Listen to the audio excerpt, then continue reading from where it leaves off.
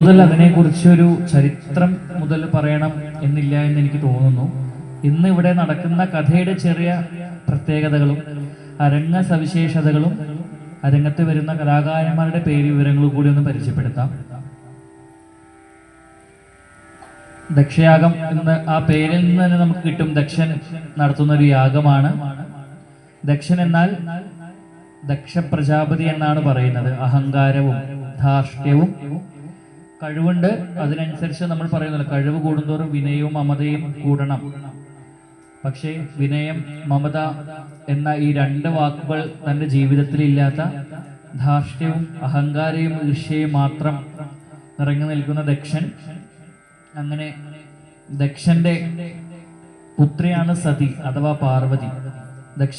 ദക്ഷന്റെ ഭാര്യയായ വേദവല്ലിയും കാളിന്തിയിൽ ഒരു നാൾ കുളിക്കുമ്പോഴാണ് ഒരു ശംഖ് കയ്യിൽ കിട്ടുന്നത്. ആ ശംഖാണ് പാർവതി ദേവിയായി അവരുടെ കയ്യിൽ കിട്ടുന്നത്. അതിനുശേഷം ഏതൊരച്ഛനും തൻ്റെ മക്കളെ അല്ലെങ്കിൽ മകനെയോ വിദ്യാഭ്യാസം കൊടുത്ത് അത്രയും സ്നേഹത്തോടെ വളർത്തി കൊണ്ടുവന്നു. ഒരു ദിവസം പക്ഷേ സതിയുടെ ഉള്ളിൽ, പാർവതിയുടെ ഉള്ളിൽ ശിവൻ എന്ന ഒരാളല്ലാതെ മറ്റാരും ഉണ്ടായിരുന്നില്ല.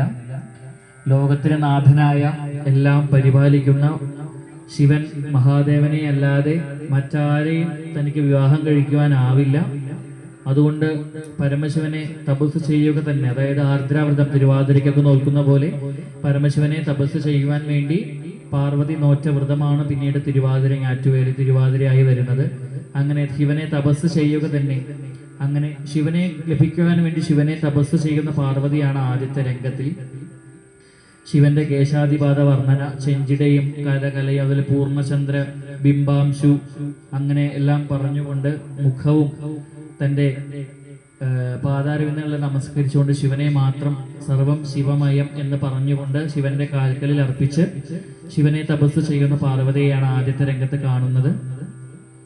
ഈ പാർവതിയുടെ സ്നേഹം കപടമാണോ അല്ലെങ്കിൽ ശരിയാണോ, അതുപോലെ തപസ് യാഥാർത്ഥ്യമാണോ എന്നറിയുവാൻ വേണ്ടി ശിവൻ ഒരു വടുവിന്റെ വേഷത്തിൽ, ഒരു വൃദ്ധ ബ്രാഹ്മണന്റെ വേഷത്തിൽ പാർവതിയുടെ അടുത്തേക്ക് വരികയാണ്. അങ്ങനെ പാർവതി ബ്രാഹ്മണനെ കണ്ടതും ബ്രാഹ്മണന്മാരെ നമ്മൾ സൽക്കരിച്ച് ഇരുത്തണം, സൽക്കരിച്ചിരുത്തി അവരുടെ അനുഗ്രഹം വേണം. കാരണം ബ്രാഹ്മണ ശാപം പിടിപെട്ട് കഴിഞ്ഞാൽ ഒന്നും നേരെയാവില്ല എന്ന ആ പഴമൊഴി കൊണ്ട് തന്നെ ബ്രാഹ്മണനെ കണ്ടതും സതി എത്രയും സന്തോഷത്തോടു കൂടി സ്വീകരിച്ചിരുത്തിയതിനു ശേഷം ബ്രാഹ്മണൻ ചോദിക്കുന്നു, എന്താണ് മുഖത്തൊരു വിഷാദം, എന്താണ് വിഷമം? അങ്ങനെ സതി കാര്യങ്ങളെല്ലാം പറയുന്നു. ഇങ്ങനെ ശിവനെ ലഭിക്കുവാൻ ഇന്ദുചൂഢപ്രിയൻ, ഇന്ദുചൂടനെ എനിക്ക് ലഭിക്കണം, അതിന് ഞാൻ തപസ് ചെയ്യുകയാണ്. അപ്പോഴാണ്, അയ്യോ അത്രയും വൃത്തികെട്ട ശിവനെയാണോ നിനക്ക് വേണ്ടത് എന്ന്, അതായത് പാടില്ലയോ, അതായത് ആർക്കും അവനെ വേണ്ട. അങ്ങനെ എങ്ങനെ പോയി, എങ്ങനെ ഒരു ദുർമോഹം എങ്ങനെ നിന്റെ ഉള്ളിൽ വന്നു പിടിപെട്ടു എന്ന് സതിയോട് ചോദിക്കുമ്പോഴാണ് സതി പറയുന്നത്, ഈശ്വര ദൂഷണം, ഈശ്വരനെ ദോഷം ചെയ്യുന്നതൊന്നും പറയാൻ പാടില്ല.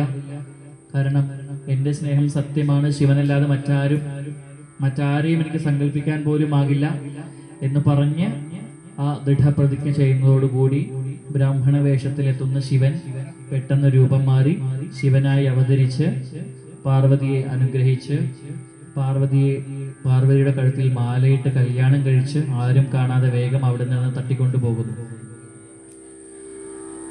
അപ്പോൾ എല്ലാം വളരെ പെട്ടെന്നായിരുന്നു എന്ന് പറഞ്ഞതുപോലെ ദക്ഷൻ ഇതൊന്നും അറിഞ്ഞില്ല. ദക്ഷൻ അറിയുമ്പോഴേക്ക് സതിയെയും കൊണ്ട് ശിവൻ കടന്നു കളഞ്ഞു. അങ്ങനെ ഇന്ദ്രന്മാരും എല്ലാവരുമുള്ള ആ തപസ്സിൽ, ആ സഭയിൽ, ആ രാജസഭയിൽ വെച്ചാണ് അറിയാതെ മമപുത്രിയെ അവന് നൽകിയത് ഒരിക്കലും ഉചിതമായി എനിക്ക് തോന്നുന്നില്ല. അവന്റെ ജാതി എന്താണ്, അവന്റെ കുലം എന്താണ്, അതുപോലെ അവൻ വസ്ത്രം ഇല്ലാത്തതുകൊണ്ടാണോ വെറും പുലിത്തോല് ചർമ്മം ഉടുത്തുകൊണ്ട് നടക്കുന്നത്? അങ്ങനെയല്ല. ശിവനെ ഏതെല്ലാം രീതിയിൽ അസഭ്യം പറയാമോ, ഏതെല്ലാം രീതിയിൽ പഴിക്കാമോ, അങ്ങനെയെല്ലാം ദക്ഷൻ പരമശിവനെ പഴിച്ചുകൊണ്ട് പറയുമ്പോഴാണ് ഇന്ദ്രൻ പറയുന്നത്, അരുത് അരവിന്ദ ഭവതനയ സുമതേ. അങ്ങനെയാണ് കവിവാക്യം. ഒരിക്കലും അരുത് ശിവനിന്ദ ഒരിക്കലും ചെയ്യരുത്. എല്ലാം ശിവന്റെ കൃപ മൂലം മാത്രമേ നമുക്ക് ഉണ്ടാവുകയുള്ളൂ. ഇനിയെങ്കിലും നീ വേണ്ടാത്തത് പറയാതെ ശിവനിൽ അർപ്പിച്ചാലും ശിവനിൽ പ്രാർത്ഥിച്ചാലും എന്ന് പറയുമ്പോൾ ദേഷ്യം ഇരട്ടിച്ച് ദക്ഷൻ അത് സാധ്യമല്ല അങ്ങനെയെല്ലാം പറഞ്ഞുകൊണ്ട് വീണ്ടും ഇനി എനിക്ക് അങ്ങനെ ഒരു മകളില്ല, അങ്ങനെയല്ല പറഞ്ഞ് സാധാരണ ഒരു അച്ഛൻ്റെ ആ എല്ലാ ദേഷ്യവും അതുപോലെ തന്നെ ശിവനോടുള്ള ആ വൈരവും പകയും കൂടിക്കൂടി വരുന്ന ആ സമയത്ത് അതോടുകൂടി ആ രംഗം അവസാനിക്കുന്നു. അടുത്ത രംഗത്തിൽ ശിവനും പാർവതിയുമാണ്. ശിവന്റെ അടുത്ത് പാർവതി ചോദിക്കുകയാണ്, ലോകാധിപ കാന്ത, എല്ലാത്തിനും അധിപനായുള്ള അങ്ങക്ക് എല്ലാം അറിയാം, എങ്കിൽ കൂടി എനിക്ക് ഒരു ആഗ്രഹം പറയാനുണ്ട്, അങ്ങത് സാധിച്ചു തരുമോ ചോദിക്കുകയാണ്. അപ്പോൾ പറയുകയാണ്, കുറെ കാലമായില്ലേ ഞാനിവിടെ വന്നിട്ട്, ഞാനൊന്ന് എൻ്റെ അച്ഛനെ ഒന്ന് കണ്ടിട്ട് വരട്ടെ. എൻ്റെ അച്ഛൻ അവിടെ ദക്ഷൻ ഒരു യാഗം നടത്തുന്നുണ്ട്. ആ യാഗസഭയും ആ യാഗപുരിയെല്ലാം ഒന്ന് പോയി അച്ഛനെയും കണ്ട് എൻ്റെ സഹോദരിമാരെല്ലാവരും അവിടെ വരും. അവരെല്ലാവരെയും കണ്ട് സഭാവാസികളെയും നാട്ടുകാരെയും പിതൃജനങ്ങളെയും എല്ലാവരെയും ഒന്ന് കണ്ട് ഞാൻ വന്നോട്ടെ എന്ന് അതിന് ഞാൻ പോവുകയാണ്, അതിനങ്ങനെ അനുവദിക്കണമെന്ന് ശിവനോട് പറയുമ്പോഴാണ് ശിവൻ പറയുന്നത്, കുവലേവിലോചനെ, താമരയുടെ ഇതൾ പോലെയുള്ള കണ്ണുള്ളവളെ എന്നാണ് സതിയെ സംബോധന ചെയ്യുന്നത്. അങ്ങനെ പറയുകയാണ്, കുമ്മതിയാകിയ ദക്ഷൻ, നിനക്കറിയാം അഹങ്കാരിയായ ദക്ഷൻ, നീ ഇപ്പോൾ പോയി കഴിഞ്ഞാൽ എല്ലാവരുടെയും മുമ്പിൽ വെച്ച് നിന്നെ അപമാനിച്ച് ചീത്ത പറഞ്ഞ് ആട്ടി ഓടിക്കും. ഭവതിക്കത് താങ്ങാൻ സാധിക്കില്ല. എന്തിനു വേണ്ടിയാണ് ഇവിടെ വന്നത്? സന്തോഷത്തോടെ ജീവിക്കുവാൻ വേണ്ടിയല്ലേ ഇവിടെ ഇരുന്നാൽ പോരെ. ഇപ്പോൾ പോയി കഴിഞ്ഞാൽ ഈ സന്തോഷമൊന്നും പിന്നീട് ഉണ്ടാവില്ല. സങ്കടത്തോടെ എന്നോട് രണ്ടാമത് ഇങ്ങോട്ട് തന്നെ വരേണ്ടി വരും എന്ന് ഞാൻ ഒരു താക്കീത് തരുന്നു. അപ്പോൾ പാർവതി പറയുകയാണ്, അങ്ങനെയൊന്നും ഉണ്ടാകില്ല, എൻ്റെ അച്ഛനല്ലേ, ആരൊക്കെ എന്തൊക്കെ പറഞ്ഞു കഴിഞ്ഞാലും എൻ്റെ അച്ഛന് എന്നോട് സ്നേഹമില്ലാതിരിക്കുമോ? ഞാൻ പോവുക തന്നെ എന്ന് പ്രതിജ്ഞ ചെയ്ത ശിവന് സമ്മതമില്ല. എങ്കിൽ കൂടിയും ശിവനോട് ഞാൻ പോയിട്ട് വരാം എന്ന് ശിവന്റെ മറുപടി കേൾക്കാൻ കാത്തു നിൽക്കാതെ പാർവതി അവിടെ നിന്ന് എത്രയും പെട്ടെന്ന് ഇറങ്ങി പോയി. അപ്പോഴാണ് ശിവന്റെ സമ്മതം കിട്ടാതെയാണ് പോയത്. അവൾ എന്തായാലും ഇങ്ങോട്ട് തന്നെ തിരിച്ചു വരും, എന്തായാലും പോയിട്ട് വരട്ടെ എന്ന് ശിവൻ മനസ്സിൽ അർപ്പിച്ചുകൊണ്ട് അടുത്ത രംഗത്തിൽ ആ രംഗവും അവസാനിച്ചു. അതിനുശേഷം ദക്ഷയാഗപുരിയാണ്. സതി ദക്ഷനെ കാണുവാൻ ചെല്ലുന്നു. എല്ലാവരെയും കണ്ട് എല്ലാവരെയും കണ്ട് രാജ്യസഭയിലെത്തി. ദക്ഷനെ കണ്ടതും ദക്ഷന് അത്രയും കാലം ഉള്ളിലുണ്ടായിരുന്ന ആ ദേഷ്യവും എടുത്തുവച്ച പകയും എല്ലാം സതിയെ കണ്ടപ്പോൾ പുറത്തു വരികയാണ്. യാഗശാലയിൽ നിന്ന് പോക ജവാൻ എന്നാണ് പറയുന്നത്. നിന്നോട് ഇവിടെ ആരാണ് വരാൻ പറഞ്ഞത്? ആകം ഇപ്പതിനാര് ചൊന്നതും ഹന്ത നിന്നോട് കുടില ശീലെ, അതായത് ദുർമോഹം മാത്രമുള്ള നിന്നോട് ആരാണ് ഇവിടെ വരാൻ പറഞ്ഞത്? ഞാൻ പറഞ്ഞിട്ടില്ലല്ലോ. എവിടെ? നിന്റെ ഭർത്താവില്ലേ? ഭർത്താവിന്റെ അടുത്തേക്ക് പോയിക്കൂടെ? എന്തിനാണ് ഇപ്പോൾ ഇവിടെ വന്നത് എന്ന് പറയുമ്പോഴാണ് പാർവതി പറയുന്നത്, അഷ്ടമൂർത്തിയെ നിന്ദ ചെയ്യുന്നത് നല്ലതല്ല. അതായത് ശിവനെ, അതായത് ലോകം കാക്കുന്ന ഭഗവാനെ നിന്ദിക്കുന്നത് നല്ലതല്ല. അച്ഛ, ദുർമതി ഒരിക്കലും അരുത്. ഞാൻ പറയുന്നത് കേൾക്കൂ. മകളല്ലേ, ഞാൻ ദോഷമൊന്നും വരാതിരിക്കാൻ വേണ്ടിയാണ് അങ്ങയെ ഒന്ന് കണ്ടുപോവാൻ വന്നതാണ്. അങ്ങനെല്ലാം പറഞ്ഞ് വെറുതെ ദുർമതി ഓരോന്ന് പറയരുത്. ഞാൻ പറയുന്ന ഒന്ന് സാവധാനം സാദരം അങ്ങ് കേൾക്കൂ. ഇത്തരം മതമോട് നിന്നുടൻ ഉത്തരം, അതായത് ഇത്രയും അഹങ്കാരത്തോടു കൂടി മറുപടി പറയുന്ന നിന്നെ ഭൃത്തിനെ കൊണ്ട് ഇപ്പൊ തന്നെ ഞാൻ പുറത്തിറക്കും എന്ന് പറഞ്ഞ് സതിയുടെ കഴുത്തും മുടിയും പിടിച്ച് ആൾക്കാരുടെ ഇടയിൽ നിന്ന് രാഗശാലയിൽ നിന്ന് സതിയെ പുറത്താക്കി ആട്ടിവിടുന്നു.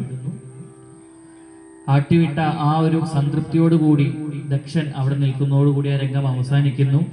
ഇത് അനുഭവിച്ച സതി ഉടൻ പോകുന്ന ശിവന്റെ അടുത്തേക്ക് സങ്കടം പറയാനാണ്. തിങ്കൾ മൗലേ കേൾക്ക വാചം. എങ്ങനെയാണോ ഒരു സ്ത്രീക്ക്, ഒരു മകൾക്ക് എങ്ങനെയാണോ ഒരു സംഭവം ഉണ്ടാകാതിരിക്കേണ്ടത്, ആ സംഭവം എനിക്കിന്ന് വന്നിരിക്കുന്നു. എല്ലാവരുടെയും മുമ്പിൽ വെച്ച് ദുഷ്ടനായ ആ ദക്ഷൻ എന്ന എൻ്റെ പിതാവ് എന്നെ ആട്ടി ഓടിച്ചു, അങ്ങയെ ഒരുപാട് നിന്ദിച്ചു.